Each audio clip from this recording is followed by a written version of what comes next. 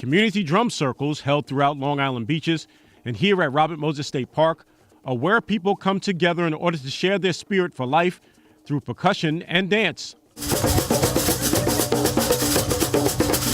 Stephanie Zeems, known to the circle as SoulFire, leads today's interactive rhythm session. The drum circles are just a really cool way of bringing people together, and I love to dance. I dance more than I drum. And sometimes in the beginning it's really hard because, you know, you're listening to this person, that person, and all of a sudden it gels, and then you're feeling it, and then it's like what happens is we all become one, and it's really beautiful. Attendees enjoyed the time to express themselves freely.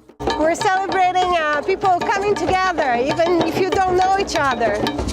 And what we're doing here today is a great example of community. You know, it's just people showing up to celebrate themselves, to be in nature, and to learn something new. For SoulFire, the drum circle and dance is a way to express how far she's from her past. From her birth in an upstate correctional facility to a mother she never knew and a father who had no presence in her life. Placed in a foster home, she was adopted by the Zeems family at 4 years of age on Long Island. My adopted parents never had much information about me. They said they didn't know, the adoption agency didn't know, and I never knew my nationality. I didn't really know anything about me, and I was adopted by a family that all had blonde hair and blue eyes. I always felt like I never fit in, and I felt like something was missing from my life. So after I had my daughter, I wrote to the adoption agency in Brooklyn. That's where I was adopted from, the Guardian Angel Home.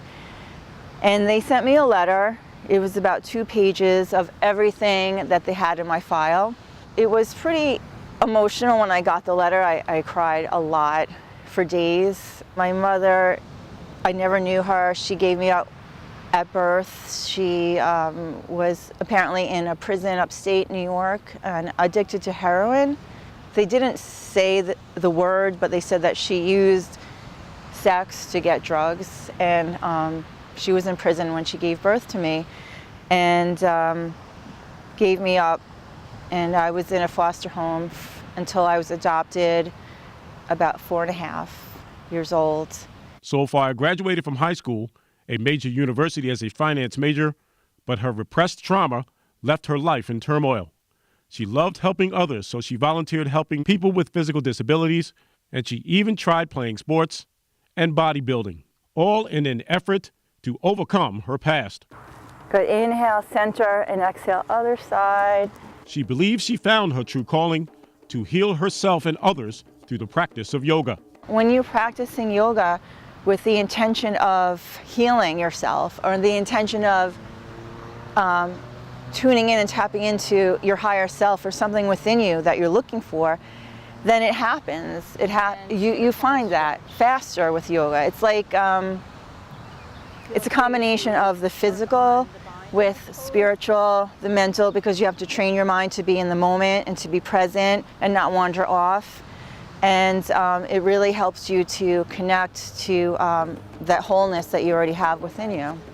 You can bring both hands to the ground, center your hips, and come back to downward dog. Her experience with personal pain has helped others through yoga. She's been through some crazy stuff.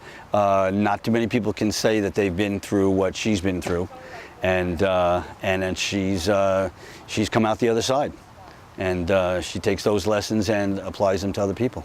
In 2013, she legally changed her name from Stephanie Zeems to SoulFire and chronicles her life in a book titled Fearless Freedom, Becoming SoulFire. When it finally was published, I woke up in the middle of the night in complete panic. And I said, what did I do? Oh my God. And I was like, I can't believe it. Like, the whole world can now read about my story. And I was freaking out, but then I said, it's too late, you know, you got to do this.